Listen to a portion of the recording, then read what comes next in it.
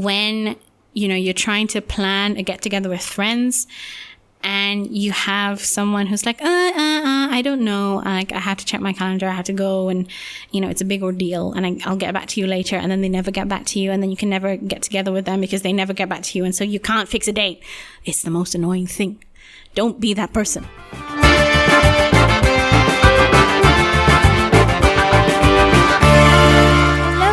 Welcome to another episode of Occasionally Insightful. I'm your host, Elisa, and today I wanted to start off by talking about cats, specifically kittens, because apparently we have kittens now. So for some context, my family technically have cats, and by technically I mean they're not indoor cats. They're street cats, but we feed them. They sleep in our garden and on our porch, and sometimes they come in if there's a window open or the door is open. They kind of run in, and the cats were born here. They have names. They kind of know us. They're not very well. One of them is pretty friendly. The rest of them are kind of, they'll come for food and they'll meow at you, but they don't really let you pet them. So kind of we have cats. But two of the cats gave birth recently. So now I think we have 6 or 7 kittens just in our yard, which is exciting news. I haven't seen them personally, but they exist and you can hear them. Like if I'm upstairs in my room and I leave my window open, I can sometimes hear the kittens like meowing. So, that's exciting. We have a long history of cats in this house, which is to say, like, we've been living in this house for, 5 years, perhaps more. And for nearly all of that time, we have had at least one cat to take care of. And a lot of them have been female cats, and a lot of those female cats have had kittens. So we just have generations and generations here. We, at one point, my sister and I made a notebook, and it's the cat book. So it has the list of cat names. So I don't know, I think that list is probably like 30 or 40 names long now. So a lot of cats have come and gone from this house. Some of them have passed away, some of them just went missing. If you've taken care of street cats, you know that sometimes they just disappear without a trace, and you're just it's a mystery as to where they went. And you hope that they're okay, and you hope that they're in a better place. But yeah, new kittens, very exciting. I'm not sure what the survival rate is going to look like. Normally, when Brownie, who's one of the cats who had kittens, when Brownie gives birth, she'll give birth to like 4. Usually only 1 kitten survives. So, yeah, we'll see how things go. But exciting. You always love to see, or rather I always love to see new cats roaming around. They do give the place some character. I do at some point in my life want like indoor cats. Like I want like actual pets that I can cuddle with and play with. I'd like to adopt when I have my own place. I'd like to adopt some cats and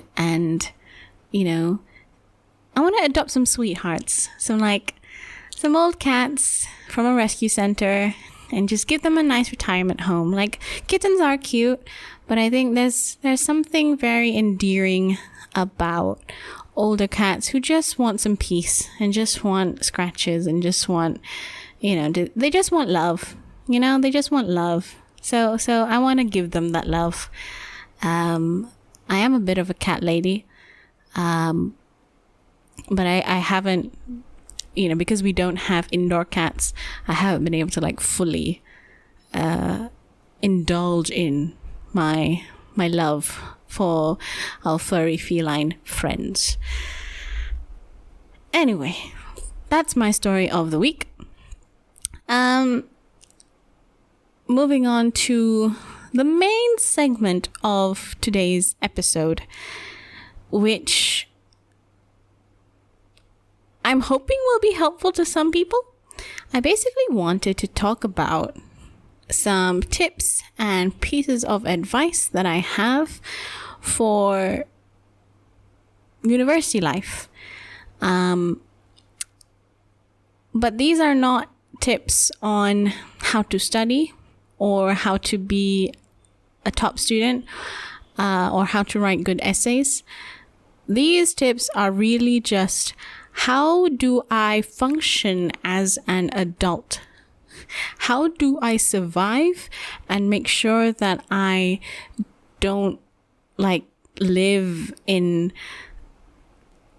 a state of total disrepair for the 3 or 4 years that I'm at university? It is targeted mostly towards university students, but as I was looking through my list, I realized that quite a few of these tips can be applied to anyone living alone for the first time or living without family for the first time. Doesn't matter whether you're living alone or alone with friends in a shared flat kind of situation. It's depending on how independent you were growing up, it can be quite a not scary experience, but it's certainly new, and there are certainly a lot of things that go into being a functional adult. Like chores are non-escapable. You have to do certain things in order to be at least somewhat functioning. So these are the tips and tricks that I've picked up over my 3 years living in the UK whilst I was at university, and hopefully they help somebody out. Even if you personally might not benefit from some of these tips, and I hope that you will. Perhaps you know somebody who is going to university this year or is at university, a sibling, a cousin, a friend's sibling, someone in your life might benefit. So,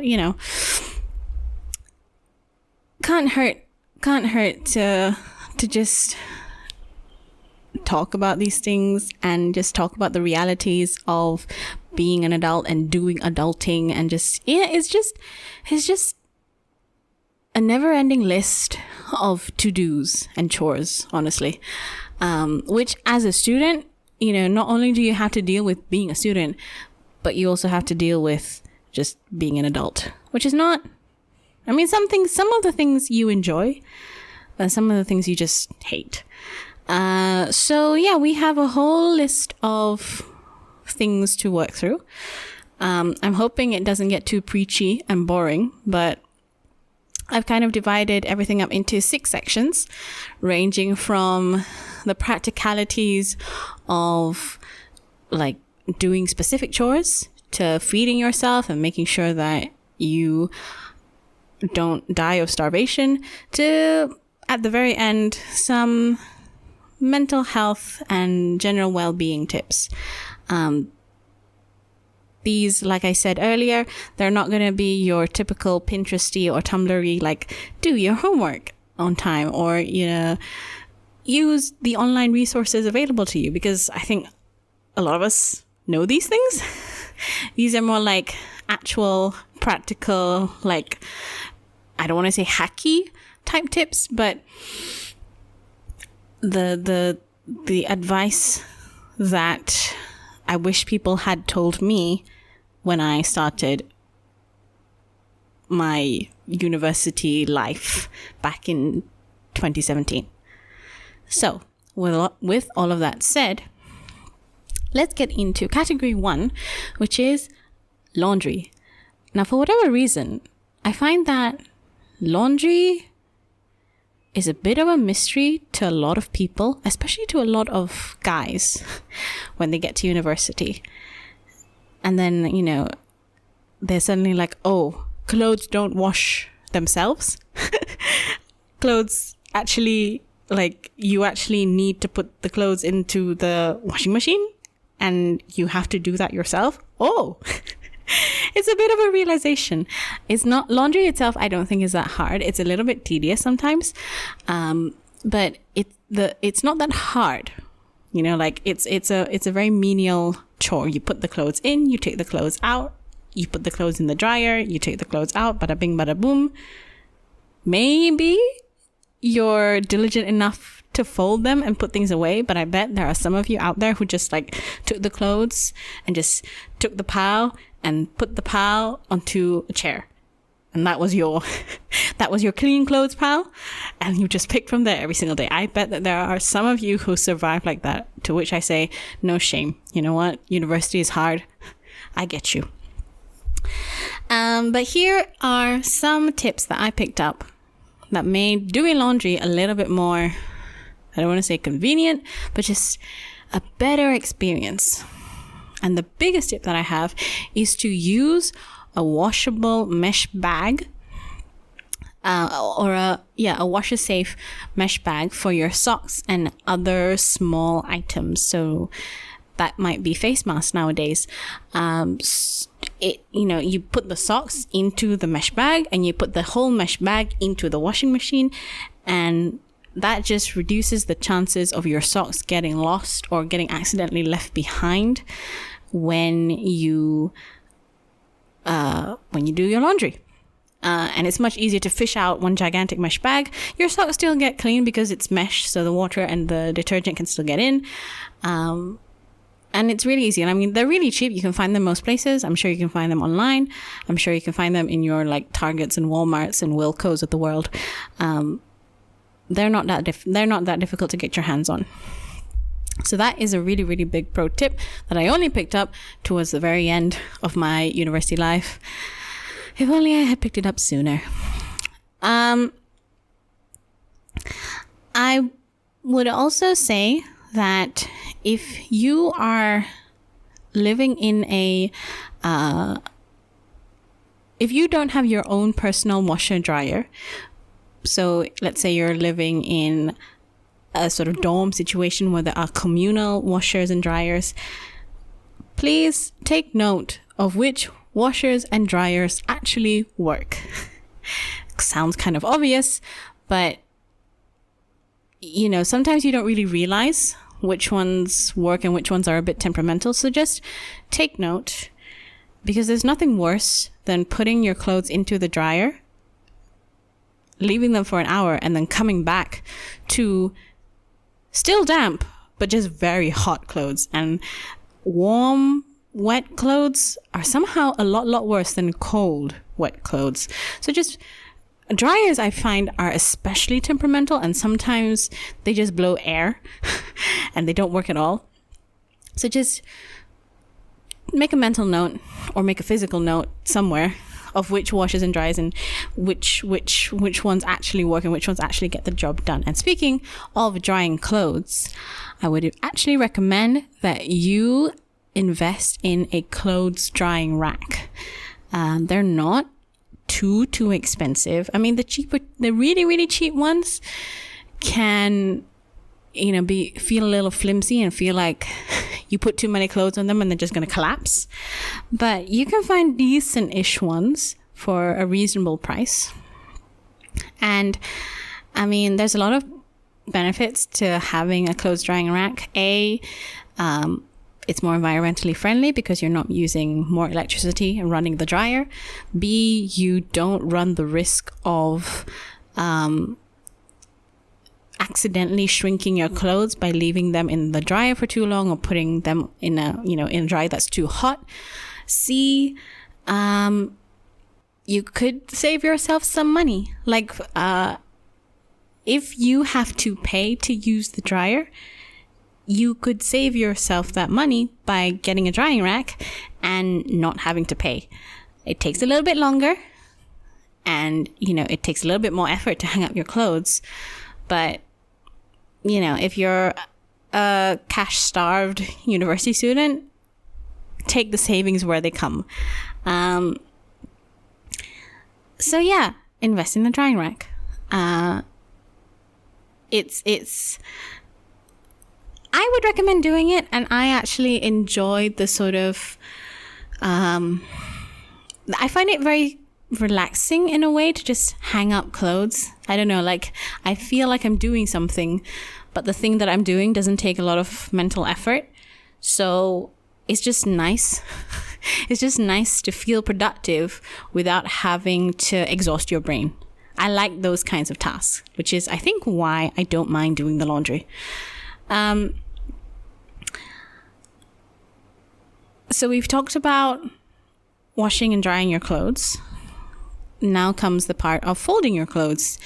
And I would recommend that you fold your clothes and store them in drawers the Marie Kondo way. So I'm sure, or you might have seen, it's like clothes that are folded and stacked so they look like little, so that the spine of the clothes are sticking up. So the spine of your shorts and your t-shirts and your pants are sticking up like books in a drawer. So they're not piled on top of each other, but sort of arranged horizontally. It's easier if you just go and Google the Marie Kondo way of folding clothes.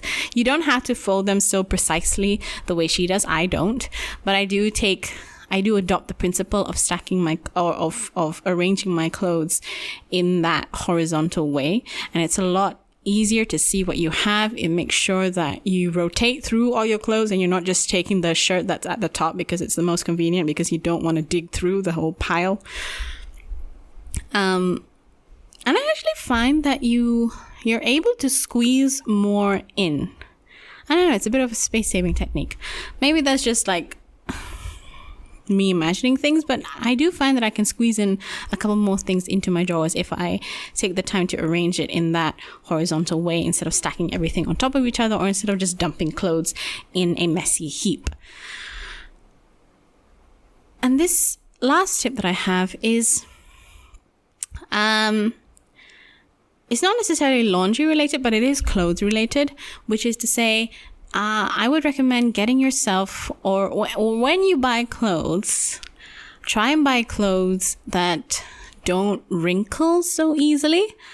I'm not saying that you should go out and buy yourself a completely new wardrobe, but try, and when you do buy clothes for yourself, try and invest in pieces that don't wrinkle so easily, that kind of, or maybe they are, maybe the wrinkles are already part of the outfit, so it doesn't matter if there are a few more. It just nobody has time to iron. And getting clothes that don't wrinkle just makes you look a little bit more put together. You could also cheat by just wearing wrinkly clothes and then like a sweater on top, so that the sweater is nice. Nobody knows what sins you're hiding underneath it. So there's some bonus tips on dressing yourself there. So laundry. Hopefully you've picked up on something semi-useful that you can carry on, or that you can use to make the process of doing laundry a little bit of a more pleasant experience. I think especially that mesh bag one saved me. The next set of tips, I'm calling this section your living space. So it's just making your living space a little nicer, whether that's your room or whether that's your flat, or whatever living accommodation that you have at university. There are some tips that can make it a little bit more pleasant. And the first one is a lot of us want to make our living spaces feel like home, but chances are, if you're living in uni accommodation, you probably have some sort of restrictions against using tape or blue tack or any kind of sort of permanent adhesive on the walls, because they don't want to damage the paint job. Certainly that was the case for me at university. And the pro tip that I have is you can actually use washi tape to stick up any postcards or pictures or posters that you have onto the wall. So washi tape is made to be peeled off and it's made to be reused. So you can peel it off and stick it back on. And when you peel it off, it doesn't leave any mark and it doesn't leave that sort of sticky residue behind. So it's really good for sticking up things onto the walls. So I used it a lot and I never had any issues. I never incurred any fines. You really couldn't see that I stuck something onto the wall. Like there were no marks that were left behind. So it's a pretty great hack. And washi tape itself you can use to decorate, like the ones with the really cute patterns. I think you can make some nice little decor wall arrangement things. So there you go. Washi tape, lifesaver. It's great to have on hand in general anyway. The next tip that I have is if you don't have enough storage space, enough drawers, enough shelves, what I did was to get some, like this little shelving unit from IKEA. And it's basically like the shelves and the legs. And it was 4 shelves. It was like 1.5 meters high. Not very big. I can't remember the name. And I've given it to my sister. So who knows what's happened to it since then. So yeah, it wasn't that big. It was made of pretty sturdy plastic. But the key thing is that it was really easy to assemble and really easy to disassemble, and it packed up nice and neat. So when it came time for me to move out, disassembling it wasn't a huge job. Like there were no nails, there were no screws or anything. It's just like shove the legs into the shelves and bada bing, bada boom. It's kind of assembled in under 5 minutes and it's disassembled in under 5 minutes too. So I'm sure there are plenty of options out there. Again, on Amazon, on IKEA, Target, Walmart, Wilco, wherever home goods store you have near you. I'm sure they'll have some sort of cheap and easy to assemble, easy to disassemble solution available. So that's a really good hack. And having extra storage space is always useful just because it removes the clutter from your main surfaces. It removes the clutter from your floor, your bed, your desk. And it just having, I'm not a neat freak or anything, but just having things out of the way a little bit, not necessarily organized, but just out of the way, just feels nicer. It just feels nicer. Speaking of things to invest in, I would say that one of my best purchases whilst I was at university were, I can only describe them as collapsible lap tables. So there are different versions out there, but it's basically a small table that you can use in bed. I'm sure you've seen it, like table tray, like it's a small table, no more than, 50 centimeters in length, and it's adjustable. You can put your laptop on it whilst you're in bed. I think I searched up like laptop bed laptop table, something like that on Amazon, and options came up, and I just went with one of the better ones, or one of the ones that looked more perspective, good reviews. So having that mini table thing is really useful, not only because you can put your laptop on it and work in bed. Not that I condone working in bed, but sometimes, you just want to stay in bed and be comfy. I get it. You can obviously use it, put your laptop on it when you're in bed and watching Netflix or YouTube. And you can also, what I enjoyed doing was using it as a sort of monitor. Not monitorizer, like laptop riser. Like I put it on my desk, put my laptop on it, and that elevates my laptop so that my neck I'm not developing cricks in my neck from looking down and working, it just improves your posture a bit more. So it's multifunctional. I use it all the time. I brought it home with me. It is I still use it to this day. It's very, very, very functional. They're not that expensive. I would recommend. Like, it really makes a difference.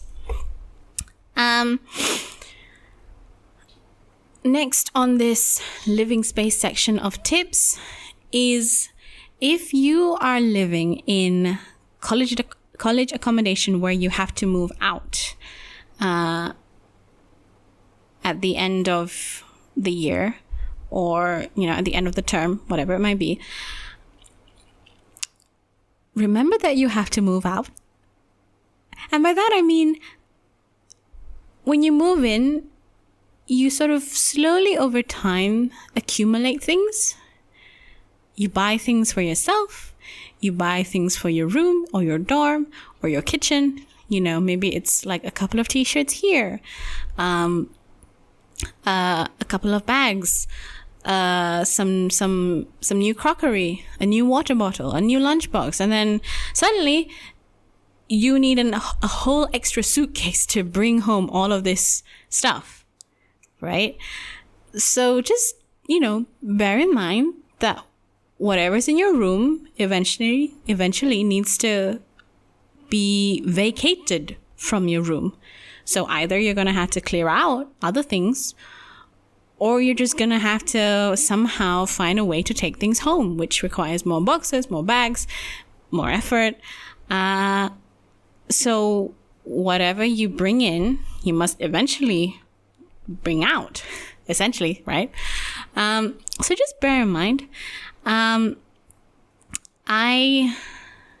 Because I essentially, with my rent contract, I moved in at the start of the year, and I only had to vacate my room at the end of the year. So I moved in end of September, beginning of October, and I would only have to completely vacate my room at the end. So I don't know, some like end of May, beginning of June, something like that. So, in that time, things would accumulate. I bought myself a whole clothes drying rack. I bought myself clothes. I bought myself books. You accumulate things slowly over time without really noticing.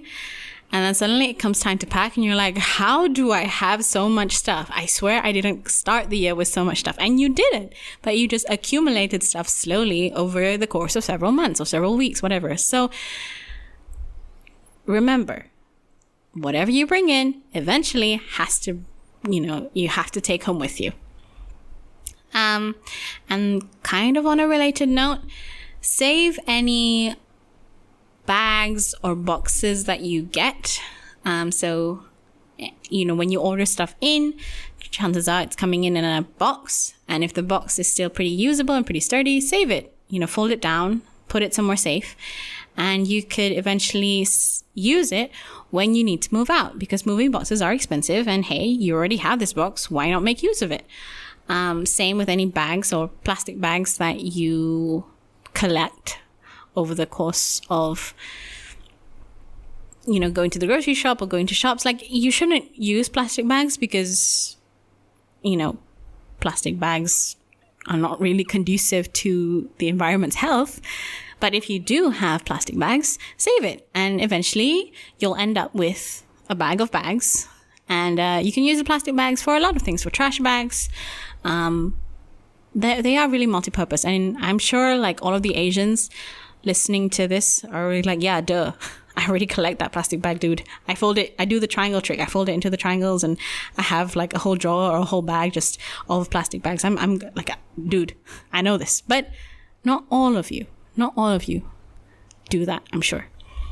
So save your plastic bags, save your boxes, and remember that at the end of the year or at the end of the term, you are going to have to move out, and you are going to have to somehow squash everything into a box or a bag to take home with you.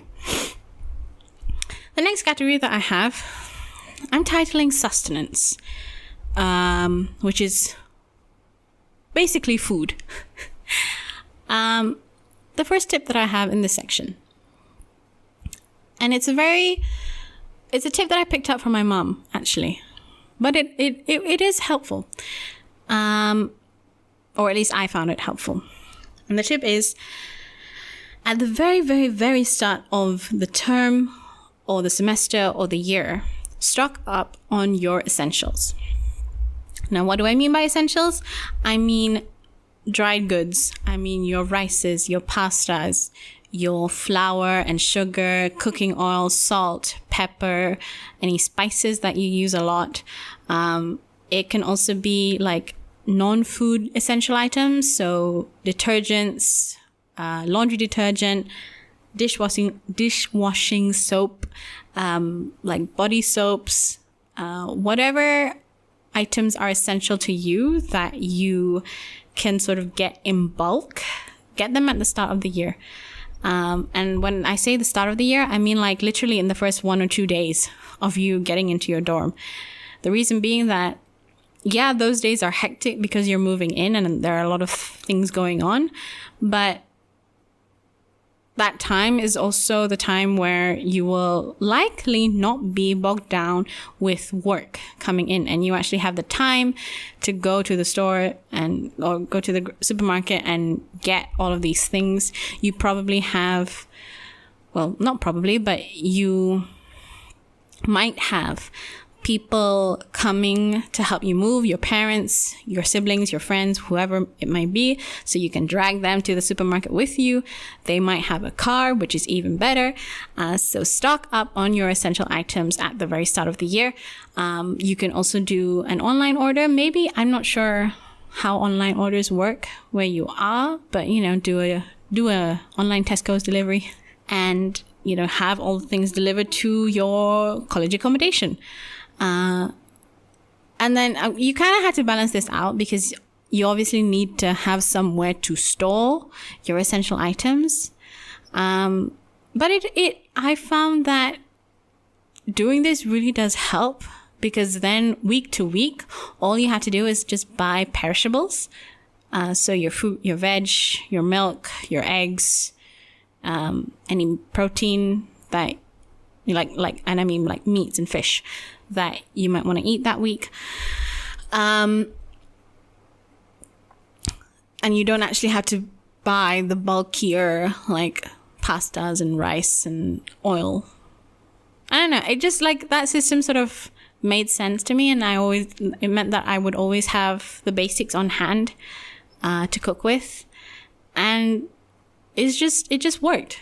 Like, it just makes sense that you stock up on essential items at the very, very start of the year when you have time to go and stock up. And then for the rest of the year or the rest of the term, you're set. On the topic of food, well, technically this is a cooking tip, but if you have the option to self-cater, and by that I mean you have access to a kitchen and you have the ability to cook, even if you don't cook for yourself every single day, every single meal, which is totally fine, I would still recommend that you just learn to cook a few basic things that you can mix and match and be creative with. The skill that I'm really trying to get at is cooking intuitively, which is to say, looking at your fridge or looking in your cupboard, what ingredients do you have and what can I make from these ingredients? Which is a very different philosophy to, I want to cook this, therefore I need to have these ingredients. I think it's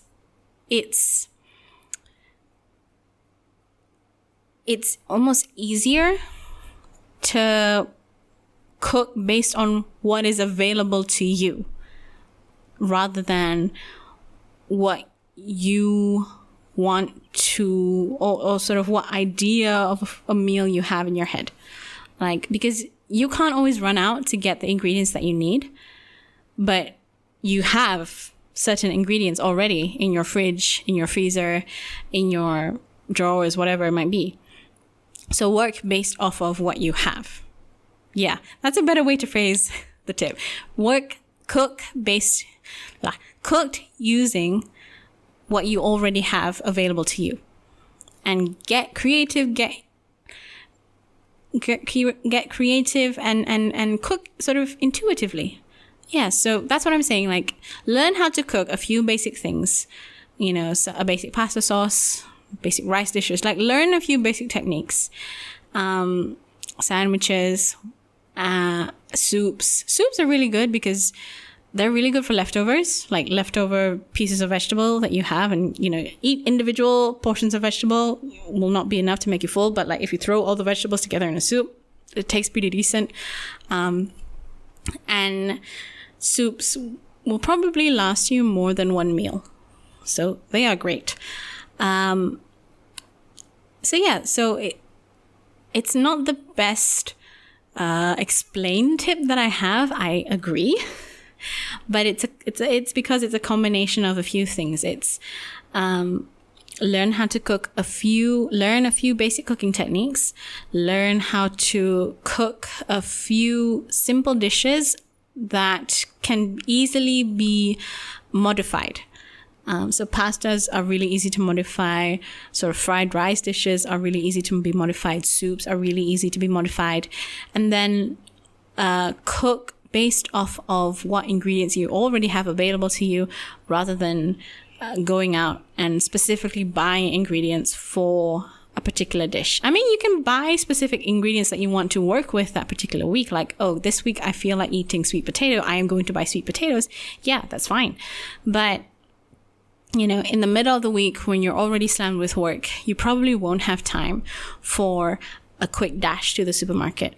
Unless you are one of those very privileged people who lives directly opposite or right next to a supermarket, in which case, my goodness, how I envy you. So I think really that, like, cooking intuitively, as I call it, and cooking based off of what you have, that's really how I operated for my whole 3 years at university. Like, I really love to cook, and when people ask me, like, oh, what do you like cooking, I can't really say specific dishes. Like, I don't really have recipes, is because really I'm just working with what I have, and I'm tasting and I'm saying, okay, what sort of spices can I add to make it taste a little bit more edible or just a little nicer, a little different. Spices are a really good thing to have in your arsenal, in your cooking arsenal. And can I just say that salt is not a spice? Pepper is a spice. I accept that pepper is a spice, but there is more to the spice world than simply salt and pepper. And speaking of spices, guys, don't get your spices from and by guys I mean people studying in the UK or the US or any sort of non-Asian country.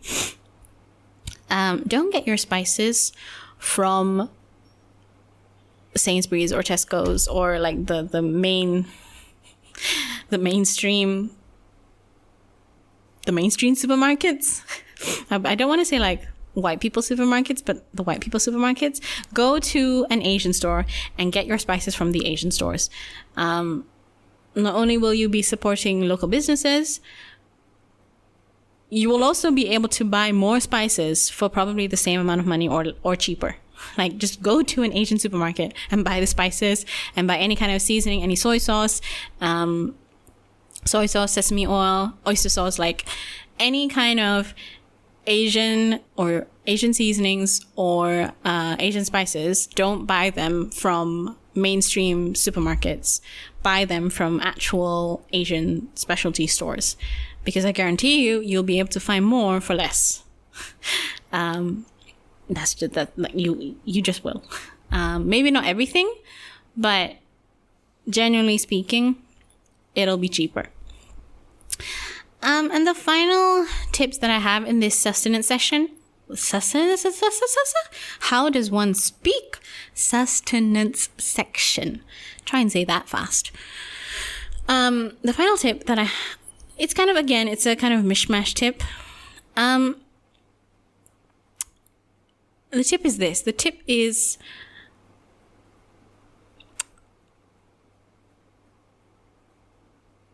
accept that you will not always be able to eat perfectly. And by perfectly, I mean sort of the ideal, healthy, clean diet of like a lot of veg, a lot of fruit, balanced protein, like good carbs. Just, you will not always be able to eat that way. In fact, you will likely have weeks where you are completely sustaining yourself on instant noodles, coffee, and energy drinks, and maybe toast or cereal. And you know what? If you find yourself having those weeks pretty regularly, first off, are you okay? Do you need some help? I'm concerned for you. Secondly, I would say, you know what? Uni life and living on your own for the first time is hard. So don't beat yourself up too much about it. Obviously, it's not ideal. Obviously, it's not ideal to be living that way. But I would say that, at the end of the day, food is food. And you should just focus on making sure that you don't die of starvation. So yeah, sure, just living on cookies and candy and instant noodles is not the best. But if it means that you are eating something rather than not eating anything for 14 hours, I would say it's a little bit better. But on that note, I would encourage you, if you can, and I realize that not everyone can afford to do these things, but I would encourage you to, where possible, introduce quote unquote healthier swaps to less healthy foods. So instead of instant noodles, getting just a bowl of oats. And oats are really easy to make. You can do overnight oats. You can just microwave some oats. It really doesn't take much effort. And oats are a really easy way to, feel full and feel full for a long time. I'm fasting now because it's Ramadan. And I will often eat oats during sahur, because it keeps me full until pretty much the late afternoon. So yeah, oats are a really good way, and you can customize them. You can add, peanut butter, you can add Nutella, you can add bananas, you can add honey, you can add fruits. You can do a lot of things with oats. They are really if we're talking about learn how to cook basic foods that you can modify, oats are up there. You can have, going back to this topic of introducing healthier swaps, or I'm reticent to talk about. Is reticent the right word that I'm thinking of? No. Maybe it is. I don't actually know what it means. Oh, reluctant. That's the word. I'm reluctant to always use the word healthier because I think it can be a problematic word and people get hang-ups about it. But, on this topic of introducing better for you food products, then smoothies or yogurts are something that you can quite easily get your hands on or make yourself. Maybe not yogurt, but the smoothie, yes. And also getting your hands on things that make you want to make it easier for you to eat better. So, for example, pre-cut vegetables.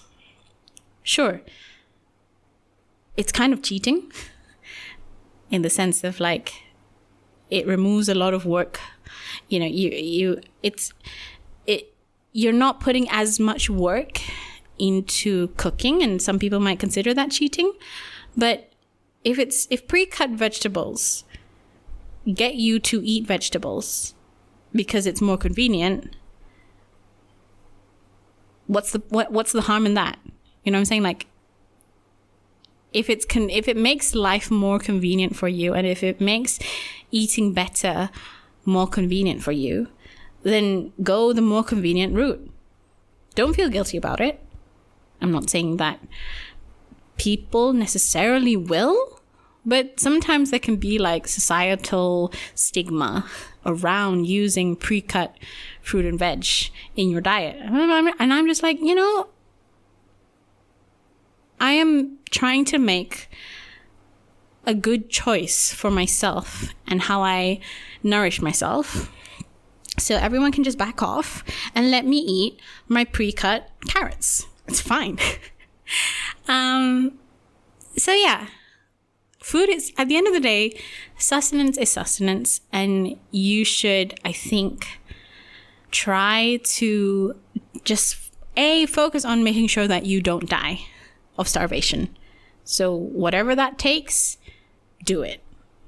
So sometimes it's going to be sustaining yourself off of instant noodles and coffee. Sometimes it's going to be sustaining yourself off of pre-cut veg and pre-made salad dressing.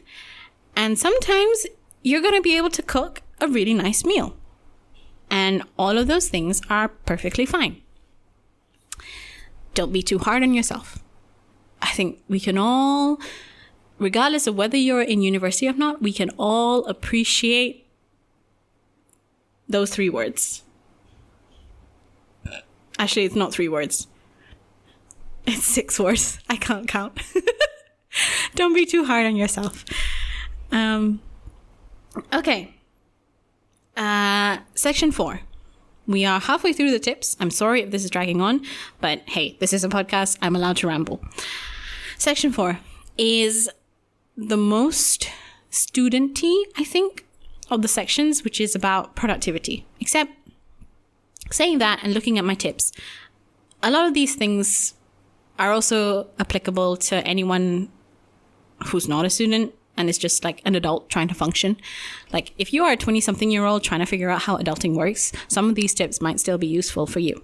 Tip number 1 in this section is reduce procrastination and decision fatigue by putting in your calendar or setting reminders on your phone for specific routine tasks. So for me, that was laundry. In first year, I did laundry every week because I didn't live because laundry was free, first of all, and I didn't live too far from the washing drying. My room wasn't too far from the laundry room. But in second and third year, I dropped that to laundry every 2 weeks. But I put it in my calendar. So Wednesday morning, 6:30 a.m., laundry time. I wake up really early. So yeah, every single week, I got the reminder, and that was laundry time, and I planned my mornings around that. And it just like, I feel that you there are some people, and I had friends who were these people who did laundry when they needed to do laundry, except they never did laundry when they needed to do laundry. They would kind of make the last few items of clean clothing last for as long as possible and sort of re-wear the same shirt 4 days in a row because, hey, it looks pretty clean, right?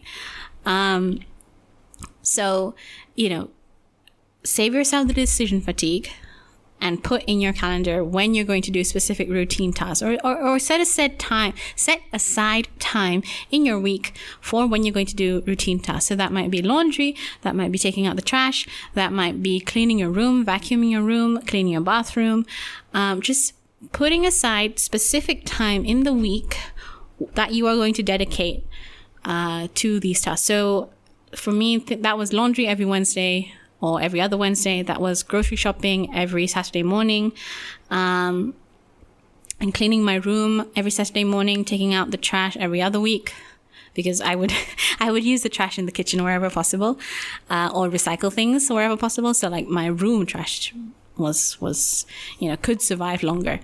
Don't worry, I wasn't living in like a pigsty, I promise. what other routine tasks? Mainly cleaning. Mainly cleaning activities, I feel. Things like changing your toothbrush, changing your bed sheets. Any sort of tasks that needs to be done at regular intervals, every week, every other week, every month, every couple of months, setting that as a reminder on your phone.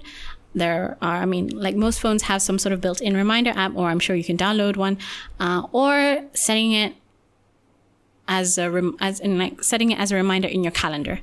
There are plenty of digital calendar options that you can use. Google Calendar is what I use, and it worked pretty well. Putting those routine tasks into your whatever digital organization system you have, it just makes sure that you don't come into a situation where either you find yourself you suddenly realizing that you live in a complete dump, or realizing that you need clean clothes because you have an important event to go to and not having any. So it just prevents certain chores from sneaking up on you unexpectedly.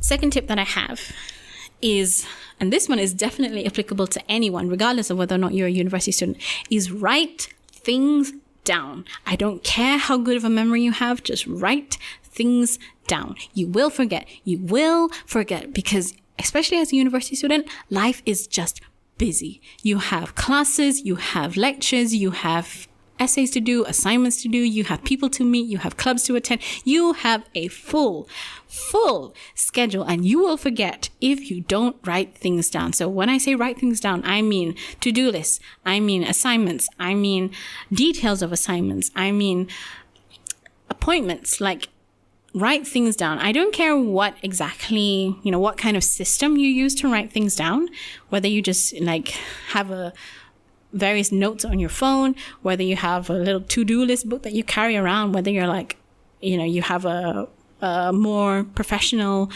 organization set up using Notion or Google Calendar or Google Keep, whatever. Just have an easily accessible place where you can write things down. And as needed, set reminders or reorganize those thoughts so that they form more coherent to-do lists or more coherent calendars, etc. So the tip is to just write things down. You will thank your past self later, because I have definitely been in situations where I needed to be somewhere and I totally forgot because I didn't include in my calendar that I was supposed to be at that place at that time. And I was like, oh, I wanted to go to that talk. I didn't write it down. Okay. Is that just me? I hope it's not just me. Talking of calendars, firstly, if you're not using some sort of calendar to organize your life, either your brain is next level memory capabilities, or you don't have a particularly busy schedule. And in both instances, I kind of envy you. But if you are like the average person and you have a pretty busy, pretty full schedule day to day, if not week to week, then I would recommend having your calendar in a place that is easily accessible, because uni life is crazy busy, and just having your calendar in a place that is easily accessible, that you can quickly check to see what your day is like when you're trying to schedule appointments, it really makes your life a little bit more convenient, because if a friend wants to meet up, you can just quickly check your calendar and can be like, okay, I'm free at this time. It's really annoying when you're trying to plan a get together with friends and you have someone who's like, I don't know, I have to check my calendar, I have to go, and it's a big ordeal, and I'll get back to you later, and then they never get back to you, and then you can never get together with them because they never get back to you, and so you can't fix a date. It's the most annoying thing. Don't be that person. If you want to come, tell me when you can come, okay? I'm not going to chase you. If you want to see me, it's got to be a group effort, okay? You got to tell me when you're free, and I'm going to tell you when I'm free, and together we'll come and fix a date. Calm down. Yeah, so put your calendar somewhere that is easily accessible. So I had a friend who just like wrote her calendar out on a piece of paper, and she stuck that piece of paper to the back of her laptop because she carried her laptop everywhere. And so she would always have it on hand. Some people, I'm sure you can find ways to sort of include your calendar as a widget on your phone that you can easily check. Obviously you can have your calendar on your phone in an app, but just having it somewhere that is easily accessible, that you can quickly check and refer to, makes a world of difference. The next tip, I think this is probably the most student-specific tip that I have in this list. The tip is keep a tracker for ongoing assignments. This tip saved my life in second and third year of uni. You often know in advance, or at least I know a lot of schools in the US, and I'm guessing quite a few places in the UK, you can sort of know in advance how many assignments you have to complete in a term or a semester, if not the whole year. And you can make some sort of digital tracker where you have your class, the assignment, and you can sort of fill those in as the details come in, the assignment instructions, and then the due date, and also, importantly, the submission instructions and the status of your assignment. So the submission instructions are really useful to have all in one place. So like the emails of whoever you're supposed to email your essay to, or the specific pigeonhole that you're supposed to leave your essay in, or whatever it may be. I don't know if you experienced this at university, but I had professors who were like, submit it to my pigeonhole by 5 p.m. Sharp. Any essays submitted after 5 p.m. will not be marked. Did you deal with that? Or is that just a Cambridge thing? So including the specific submission instructions, and then also the submission status, like I said. So, is it in progress? Is it pending? Make sure that you also have it's like having that submission status or the assignment status allows you to like double check and make sure that you've actually handed in the work. Because sometimes, maybe this is just a me thing, but like I would sometimes finish the essay a couple of days before it was due, but I don't like handing in essays like too early before the due date, because I don't like, it just feels like I don't want to hand it in early and have it be a bad essay, and then have my professor or whoever is marking the essay be like, you had a couple of days to make this better. Why didn't you? So I like to hand it in the day that it's due, like the morning that is due or whatever. But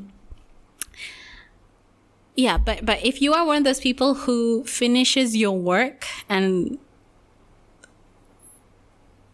kind of submits it a couple of days later, it's useful to have a checker to make sure that, okay, I have done the work. Have I actually handed in the work? Because it's all well and good to do the work, but if you don't hand it in, you might come across some issues there.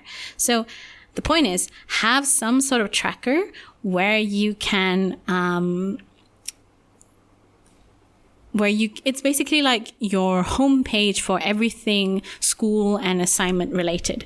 All the projects you have to do, all the assignments you have to do, the specific instructions involved, the due dates, the key contacts, submission instructions, assignment status. And if you want to, you can really modify this however you want. If you want to include feedback from that assignment, you can put it in, just add another column and be like, okay, key comments were, work on essay structure, or read up on this concept, or go and read this paper by so-and-so. I think that could also be a useful thing to include. There are many, many, many ways that you can do this. I mean, if you wanted to go analog, I'm sure you can. If you wanted to put this on some sort of whiteboard, I think that would be really cool, or some sort of like pinboard display. I personally used Notion, which is a productivity app. I think it's free for students, or at least it was free while I was a student. And Notion is a really good tool to organize, because it really allows you so much flexibility and customization opportunities. But I'm sure you could develop a similar tracker just using Excel or Google Drive, something like that. But yeah, having some sort of holy grail master homepage for all things school and assignment related, just chef's kiss, man. Chef's kiss makes your life just, so much better. Just knowing that this is all you had to do. And also, like, I found that as I work through that list of assignments, because what happened for me is that the beginning of the term is when everyone is signing up for classes and supervisions, and that's when all of the assignments start being handed out, right at the beginning of the term in the first couple of weeks. But the assignments and the supervisions that get assigned in those first couple of weeks, they're spread out for the whole term. So the initial couple of weeks feels overwhelming, because you're like, oh my God, I have 10 essays to do.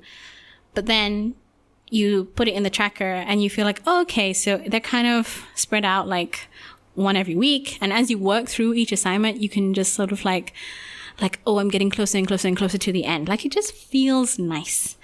And it's a good reference to have for, like, in future when you come to revise, like, you can look and see what essays you've done in the past and what essays you might want to look back on. Things like that. So just having this, honestly guys, like, having this master homepage thing saved my life in ways that I cannot describe to you. Okay. So, I just realized I have one final, I wasn't sure where to put this. I could have put this in the laundry section, I suppose, but I felt that it was more appropriate here.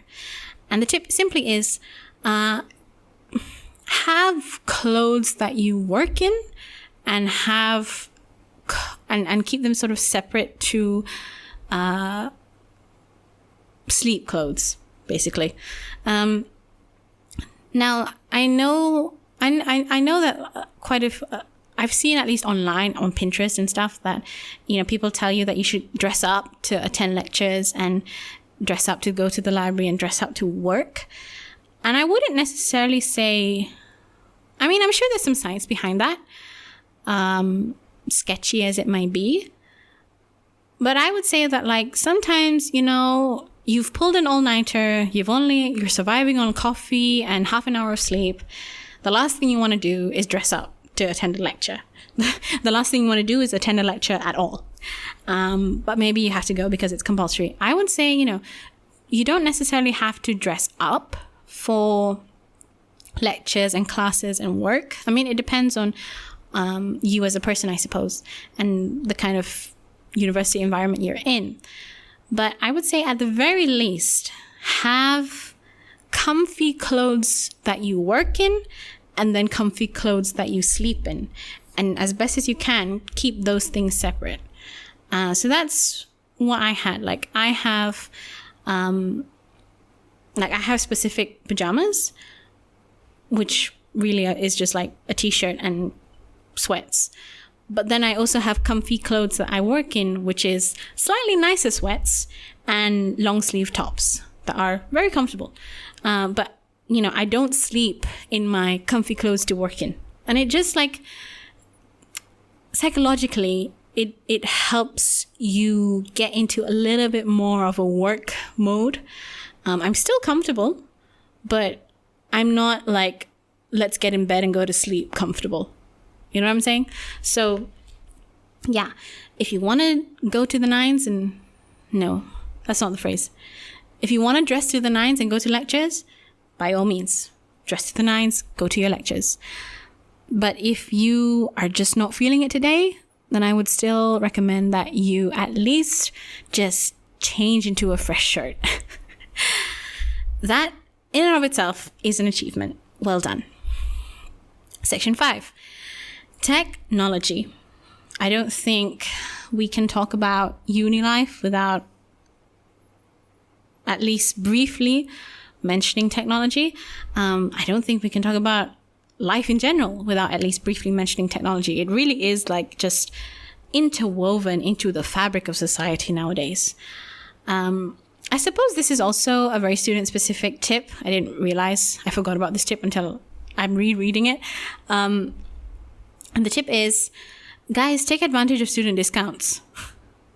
Especially online, like online sales or online subscriptions that give special discounts to students. Like, take advantage of it. Amazon Prime, at least in the UK, like, it's cheaper if you're a student. So, like, take advantage of that next day delivery or 2-day delivery, whatever it is. Just, it makes life a little bit more convenient.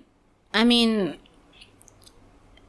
yeah, I despite me being Asian, I didn't really take advantage of discounts as much as I probably should have, mainly because I didn't really understand how they worked with your student card and whatnot.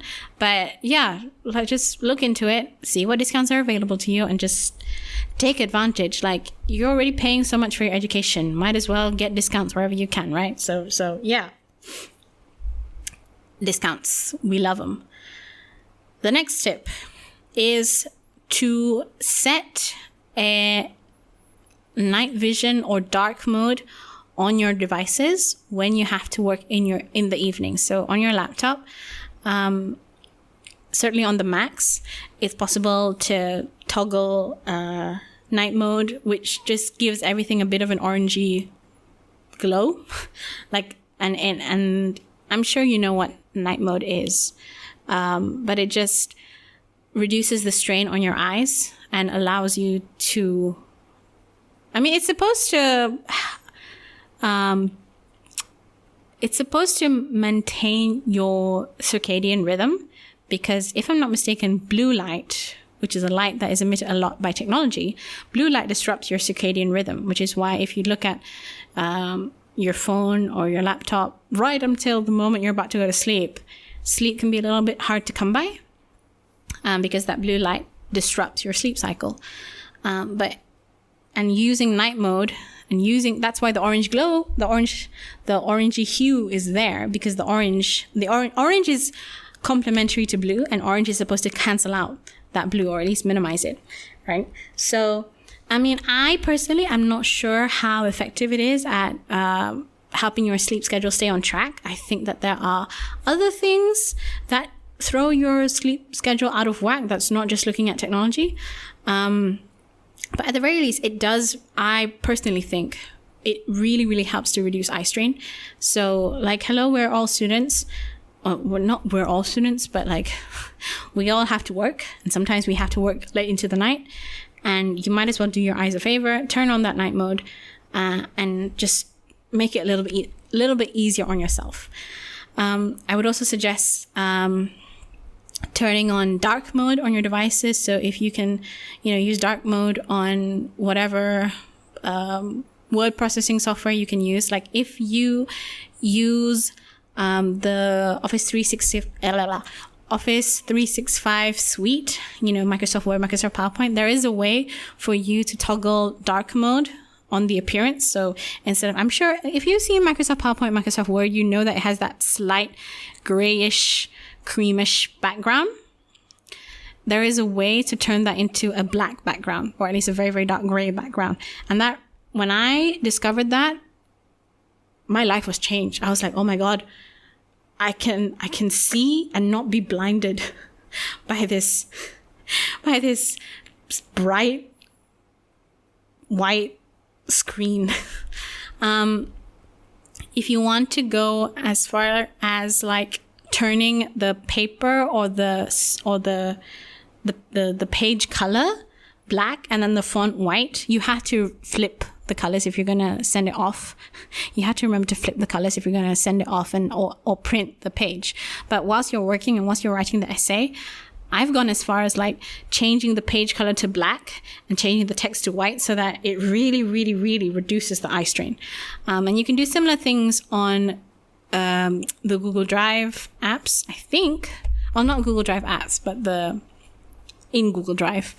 And definitely there are a lot of Chrome plugins that you can use to toggle night mode across Chrome, which really help when you have to read paper after paper after paper and you're just like, these bright white pages, this black text, my God, my eyes cannot deal with this right now. So just just do a quick search and you'll come up with some plugins that you can test out. So when I discovered those tips, my goodness,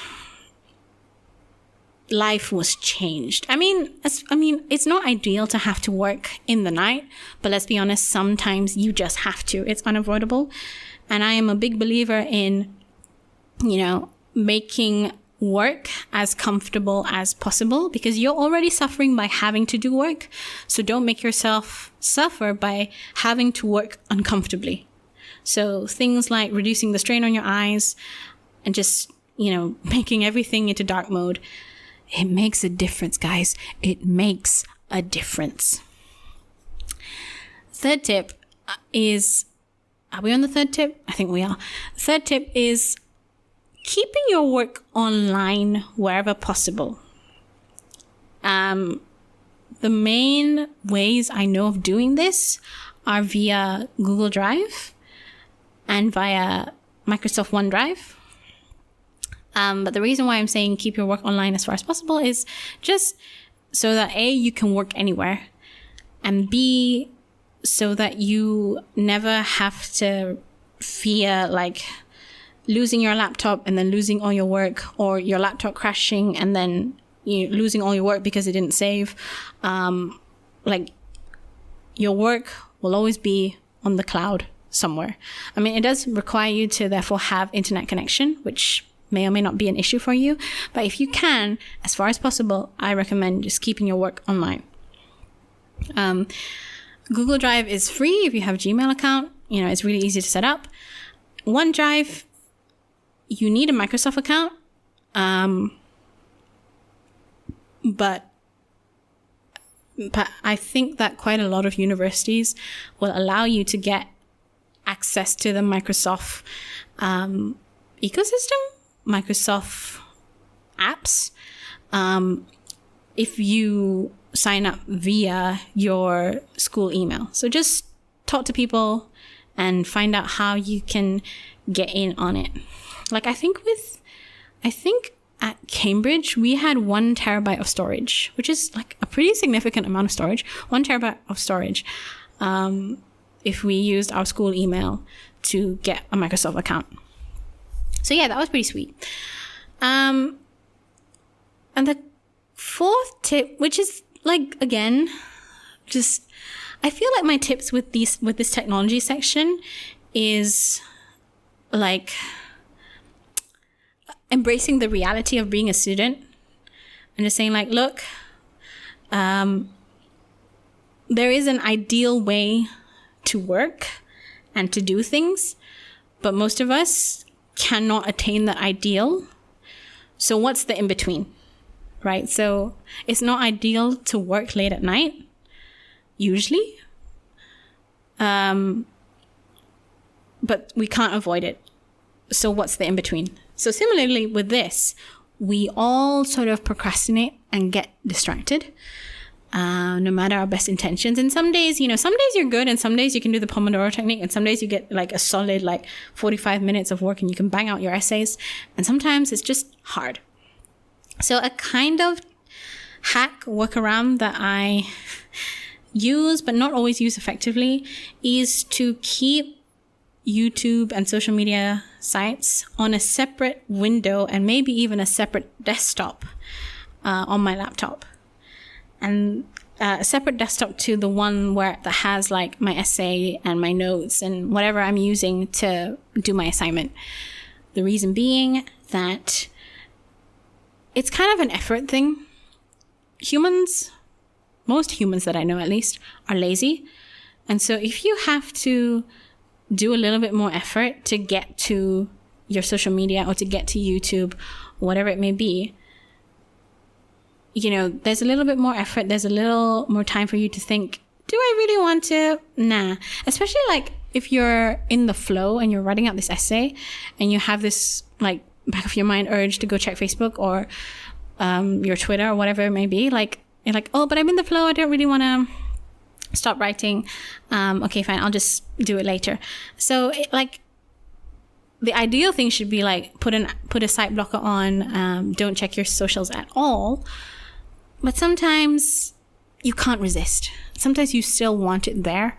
And so just putting it on a separate window, or even better, a separate desktop, and having more steps involved to get to your social media accounts, or the sites at least, that extra tiny extra bit of effort can act as a deterrent. It doesn't always.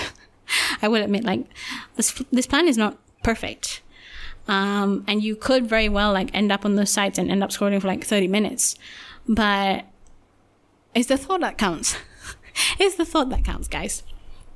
And the final section that I have on this very, very long list of tips, and I'm very thankful if you've made it all the way here. The final section that I have is on mental health wellness. And I'm not sure if you can call these tips per se. I'm just going to call them reminders, gentle reminders. The first one being, your self-worth is not tied to how productive you are. I think that this is something that I want to say specifically to anyone who grew up in a Asian household, or at least in a performance-driven household, or a performance-driven environment where there was always this pressure to perform and there was always this pressure to be the best. And I think when you grow up in that kind of environment, it's very easy to feel like your worthiness and how good you are as a person is tied to how productive you are and how much output you have on a particular day. I certainly struggled with that a lot at university, and the days where I didn't really make any progress on my essays, even though I'd done a lot of things, even though I'd had a busy day, if I didn't feel like I made a lot of progress with my work, I didn't feel good. I didn't feel good about myself. I felt bad. And I just want to remind you that your self-worth and how good you are as a person is not tied to how productive you are, how much output you make on a particular day. It doesn't matter, what matters. It doesn't matter how many hours it took you to do something, or how not efficient you were at doing a particular task. You're still a good person. Your productivity does not define you. Similarly, your unproductivity doesn't define you. You get what I'm saying? I don't feel bad for not being productive. Don't feel bad for not being productive. It's okay. It's not the end of the world. I promise you, you will get through this. And on the topic of productivity, this isn't really a tip, but I find that productivity is something it comes in waves. Like, there are days where you'll be super productive and there are days where you will be super unproductive. And there are ways to sort of try and force yourself to be more productive, but equally, sometimes you just can't. So I would say, ride the waves. And accept that productivity and motivation, they are fickle things. And you can't always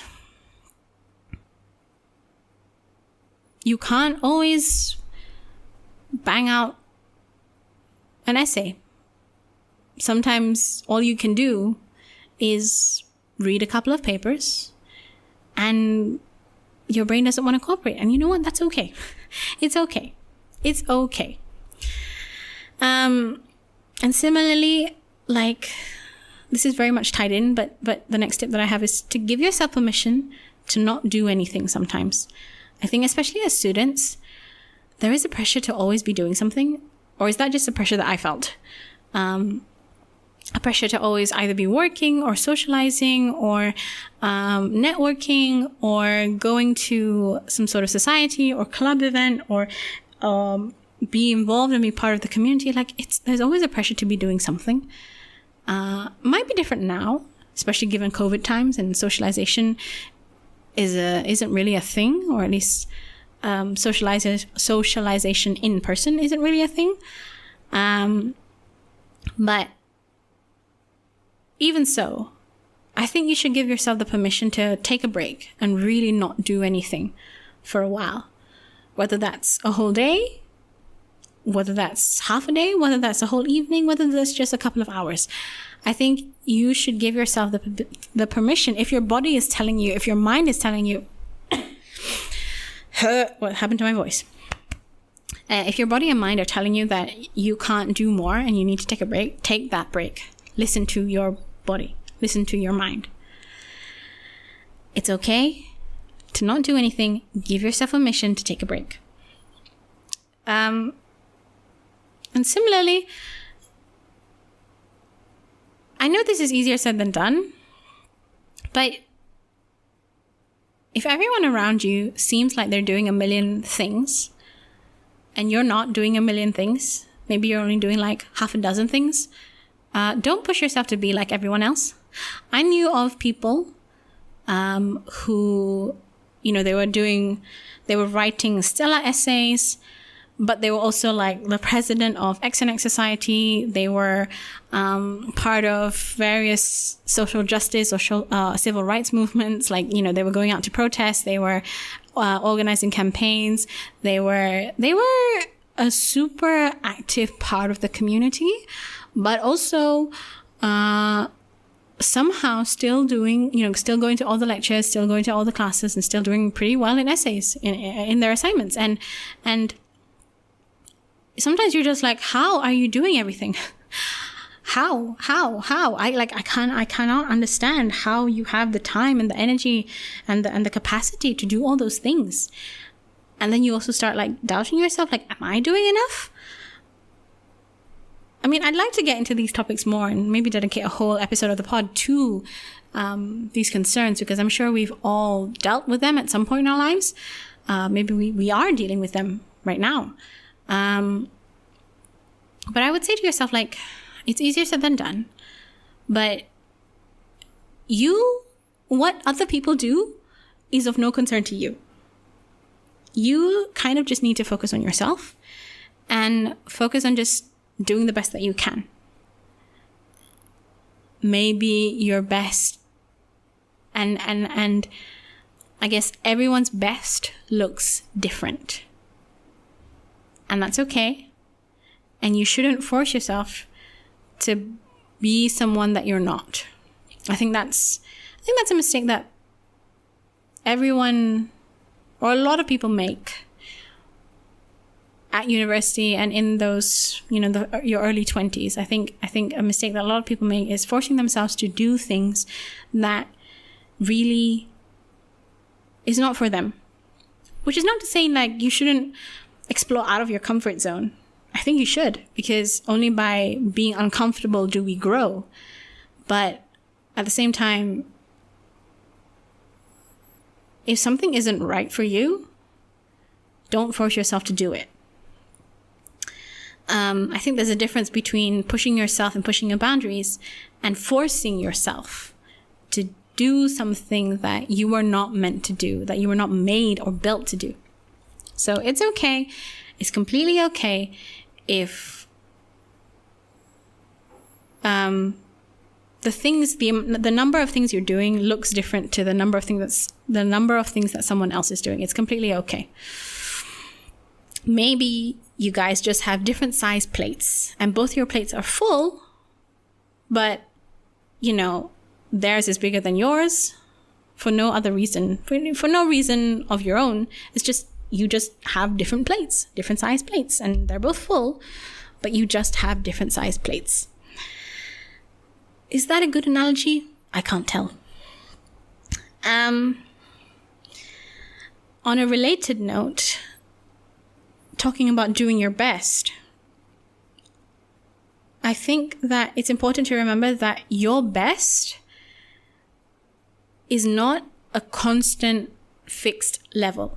It fluctuates depending on your mood, your health, the amount of sleep you got, other things that you're dealing with in your life. So your best isn't always going to look the same. It's going to fluctuate week to week, month to month, day to day, hour to hour, right?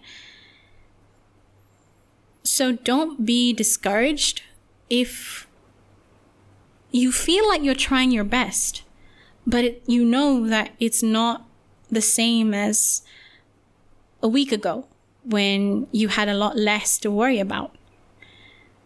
Your best changes, and that is perfectly normal. And as long as you feel like you are trying your hardest, that's already more than good enough. So your best changes week to week, and don't try and overexert yourself, because that's going to lead to burnout, and that's going to lead to so many more problems. Just do as much as you can do, the best that you can do it. And if you, in your heart, feel like you are already, at your limit and doing the most that you can do, that's all that matters. That's all that matters. And the final point is not related to any of the last few things that I said, but it's important in the sense of humans are social creatures, and I think COVID and lockdowns and quarantines and isolation has really shown a lot of us that we are more social than we thought.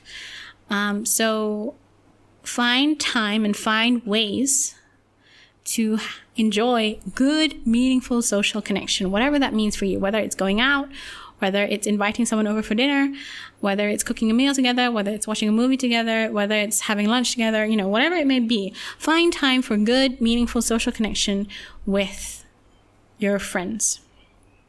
Because university can be a very quickly isolating experience.